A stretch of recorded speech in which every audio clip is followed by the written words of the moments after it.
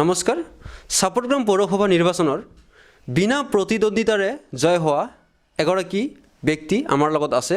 তেখেত হৈছে সুচিত্ৰা কৰ্মকাৰ। তেখেতৰ পৰা আমি কিছুমান প্ৰশ্নৰ উত্তৰ জানিবলৈ চেষ্টা কৰিম আৰু তেখেতে বৰ্তমান বিনা প্ৰতিদ্বন্দ্বিতাৰে জয় হোৱাৰ পিছত তেখেতৰ কেনে মনোভাৱ আমি এই বিষয়ে তেখেতৰ পৰা জানিবলৈ চেষ্টা কৰিম। স্বাগতম জনাইছোঁ আমাৰ অনুষ্ঠানলৈ। নমস্কাৰ।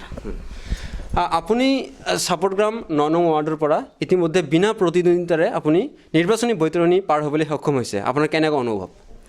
যেহেতু আমি বিজয় লাভ করছি বিনা প্রতিদ্বন্দ্বিতায়, মনে আনন্দ আছে, কিন্তু তার জন্য আমার মনে একটুকু সন্দেহ নাই যে যদি আমার প্রতিদ্বন্দ্বী থাকতো আমি বিজয় লাভ করতে পারতাম না।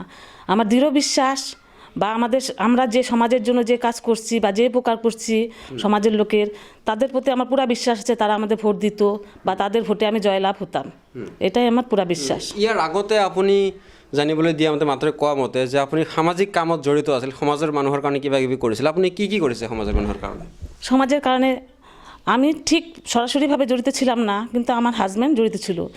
যেমন অরুণোদয়, তারপর ঘর দেওয়া হয়েছে সরকার থেকে, তারপর ল্যাট্রিন, তারপরে ইলেকট্রিক, গ্যাস, এই ধরনের যে পরিকল্পনা আসছিল আমার হাজব্যান্ড যারা পাওয়ার উপযুক্ত তাদের সকলকে দিয়েছে।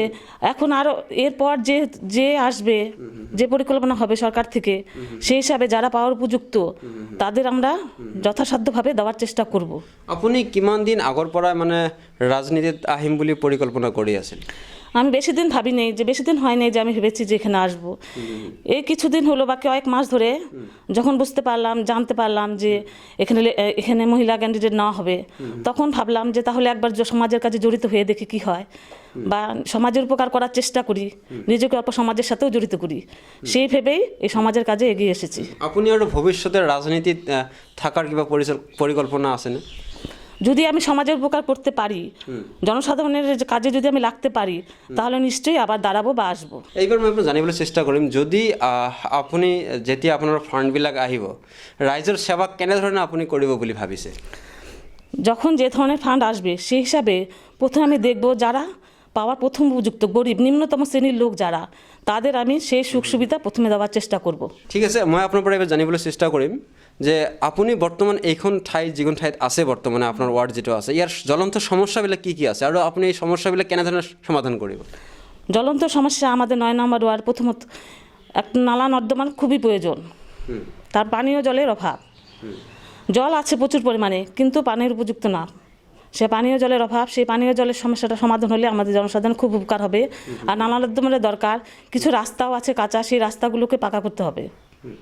এটাই এখন প্রধান সমস্যা। এই সমস্যাগুলো দূর হওয়ার পর তারপর অন্য কি সমস্যা তো আর শেষ নেই, কিছু না কিছু সমস্যা দাঁড়াবেই, তারপর দেখা যাবে ওই সমস্যার কথা ভাবা যাবে, কিন্তু বর্তমান এই সমস্যাগুলোই প্রধান। আপুনি এইখিনি সমস্যা বৰ্তমান পাই আছে আৰু বেলেগ ধৰণৰ কোনো সমস্যা আপোনাৰ চকুত বৰ্তমানে আছেনে নাই? না, আমি এখনও সেভাবে কোনো সমস্যা দেখি না। প্রথমত আমাদের নালা নর্দমা, রাস্তা আর পানীয় জলের সমস্যাটাই দেখছি। আর আমাদের সম্পূর্ণ সাপটগ্রামে যেটা সবচেয়ে বড় সমস্যা, সেটা হলো ভালো একটা হসপিটাল নেই। এই হসপিটাল না থাকার জন্য আমাদের জনসাধারণের অনেক সমস্যার সম্মুখীন হতে হয়। কিছু হতে না হতেই আমাদের এই সাপটগ্রাম ছেড়ে বাইরে যেতে হয়। তার জন্য আমাদের যারা নিম্ন শ্রেণীর লোক বা যাদের ইনকাম বলতে কম, তাদের খুবই অসুবিধা হয়।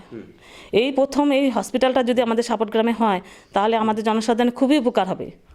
এটা শুধু ৯ নম্বর ওয়ার্ডের সমস্যা না, সম্পূর্ণ সাপটগ্রামের সমস্যা। প্ৰিয় দৰ্শক, এয়া আপোনালোকে চালে সুচিত্ৰা কৰ্মকাৰৰ ভাষণ।